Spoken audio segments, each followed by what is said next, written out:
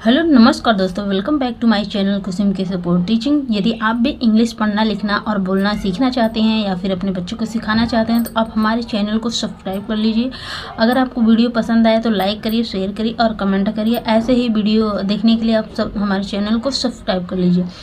तो हम एक छोटा सा पोएम लेके आए हैं और इस पोएम को हम पढ़ेंगे और इससे इंग्लिश की हिंदी ट्रांसलेट करना सीखेंगे और इससे इंग्लिश पढ़ना सीखेंगे और इसमें कितने ग्रामर रूल वगैरह सब सीखेंगे।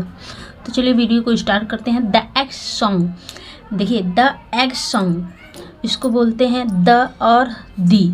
मैंने पहले भी वीडियो में बताए हुए है कि द को कहीं पे द पढ़ा जाता है, कहीं पे दी। अगर आप यहाँ पे द पढ़ते हैं तो ये रॉन्ग है, यहाँ पे दी पढ़ेंगे क्योंकि इसके बाद वाले वर्ड का पहला जो लेटर है वो ई है। ई है AEIOU 5 वर्ड कॉन्सोनेंट होते हैं इंग्लिश लेटर में, इंग्लिश अल्फ़ाबेट में।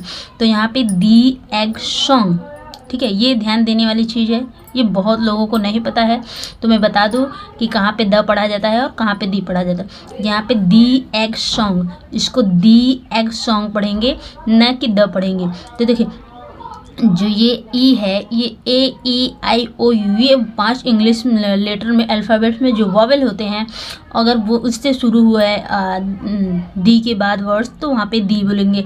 अगर यहाँ पे कोई कॉन्सोनेंट वर्ड होता तो यहाँ पे दी को द पढ़ते, ठीक है। अब आशा है कि आपको क्लियर हो गया होगा कि दी एग सॉन्ग, ठीक है। अब देखिए, तो ये दी एग सॉन्ग एक पोएम है और 2 क्लास की बुक्स है और इंग्लिश की और इंटरनेशनल लेवल की बुक है। तो इसके आगे हम पढ़ेंगे कि pack pack pack pack pack pack मतलब होता है कि चोच मारा, चोच मारा, चोच मारा। अब कौन माना? विंट मतलब गई, द लिटिल मतलब छोटी। देखिए यहाँ पे द पढ़ेंगे, द लिटिल चिक्स। चिक्स मतलब होता है चूजा, चिकन का जो बच्चा होता है उसको बोलते हैं चिक्स।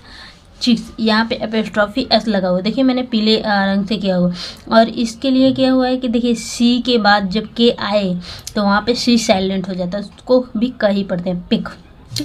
और ये चिक्स, चिक और एपोस्ट्रॉफी एस, ठीक है। चिक्स मतलब चूजे का, बिक मतलब जो चोंच है वो क्या करती गई? चोंच मारती गई। वो छोटी चीज़ा थी और उसका जो चोंच था वो चोंच मारती गई। आउट मतलब बाहर, पोक्ड मतलब ढकेली। क्या ढकेली? इट्स मतलब अपने हेड, वो अपने हेड को बाहर ढकेली। एज जैसे ही इट मतलब लिया, टुक मतलब लिया। अ लिटिल पिक मतलब वो थोड़ा सा झांकी, बाहर की तरफ झांकी, मतलब जब ढकेली तो वो क्या कर रही थी कि चूजा था इस अंडे में और वह अंडे के अंदर से चोंच मारना शुरू की। फिर उसके बाद वह अपनी चोंच को बाहर निकाली। फिर उसके बाद उसने अपने चोंच को ढकेला ऊपर की, अपने सिर को बाहर ढकेला। पहले चोंच को ढकेला निकाला, फिर उसके बाद में अपने हेड को, सिर को पुक्ड किया, आउट ऊपर ढकेला।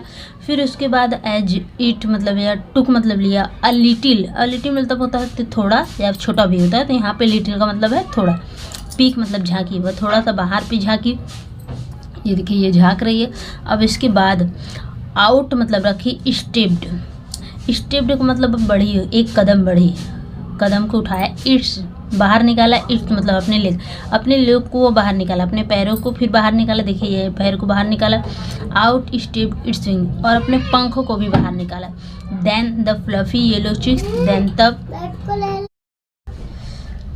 देन तब द फ्लफी, फ्लफी मतलब होता है कि रोएदार, येलो मतलब पीले, चिक्स पीले, चिक मतलब चूजा।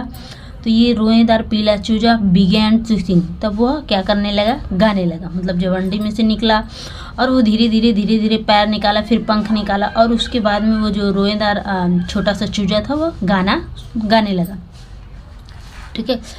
तो take me to the water, take मतलब लेना होता है, तो मी मतलब लो, मुझे ले चलो। टू द वाटर पानी के पास लेके चलो। कहाँ लेके चलो? पानी के पास। शो मतलब दिखाओ, मी मतलब मुझे। टू द शीड, मी मतलब मुझे, शो मतलब मुझे दिखाओ, मी मतलब मुझे। To the seed, to the seed, seed मतलब बीज, मुझे क्या दिखाओ? बीज दिखाओ। इफ़ अगर I am going to live and grow, यदि इफ़ मतलब यदि, आई एम मुझे है, गोइंग टू लाइव मुझे जीना है, यदि मुझे जीना है, अगर मुझे जीना है, एंड और ग्रोन और बड़ा होना है, तो दैट इज व्हाट वही है, यह वही है, आई विल नीड इसी की मुझे आवश्यकता है, दैट इज व्हाट, दैट मतलब यह, इज मतलब है, व्हाट मतलब जो, आई विल नीड जिसकी मुझे ज़रूरत होगी, ठीक है। यह वही है, दैट इज व्हाट यह वही है, आई विल नीड मुझे इसकी ज़रूरत होगी, मतलब मुझे जीना है और बड़ा होना है तो मुझे इसकी ज़रूरत पड़ेगी, ठीक है।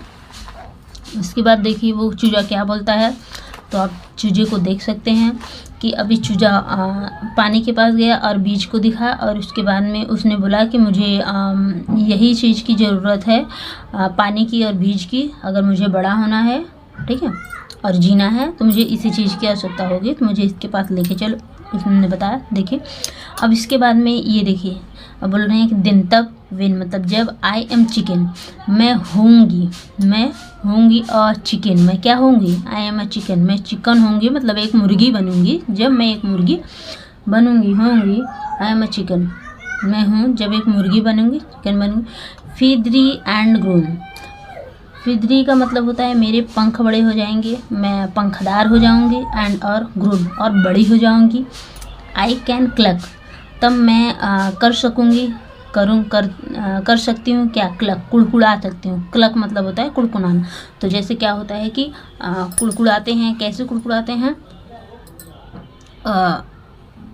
मुर्गा जब बड़ा होता है और जिस भी घर में रहता है तो 4 बजे बाग देने लगता है, कुकड़ू कुम, तो वो कहती है कि मैं भी जब चिकन बन जाऊंगी तो मैं कुड़कुड़ा सकती हूँ, ठीक है, मैं कुड़कुड़ाऊंगी, क्लक कुड़कुड़ाऊंगी। एंड और ले एन एग, देखिए यहाँ पे एन, एग के लिए एन, एग का पहला लेटर जो है ये वावेल है, इसलिए यहाँ पे एन लगा हुआ है, तो मैं क्या करूँगी कि अंडा भी दूंगी, ठीक है, अंडे भी दूंगी। ऑल ऑफ माई ओन, आल मतलब सभी, आप मतलब होंगे, माई मतलब मेरी, ओन मतलब अपने, और जितने भी मुर्गे वगैरह दूंगी, अंडे वगैरह दूंगी, वो सब मेरे होंगे, आल ऑफ माई ओन वो सभी मेरे होंगे, ठीक है, ये बोलती हैं। अब देखिए यहाँ पे मैंने किया हुआ है कि क्लक, सी के बाद अगर एल आए कहीं पे भी तो वहाँ पे आपको सी को क पढ़ेंगे, ठीक है, और क्लक सी की, देखिए सी की बात के आए तो वहाँ पे आपको सी साइलेंट करना है।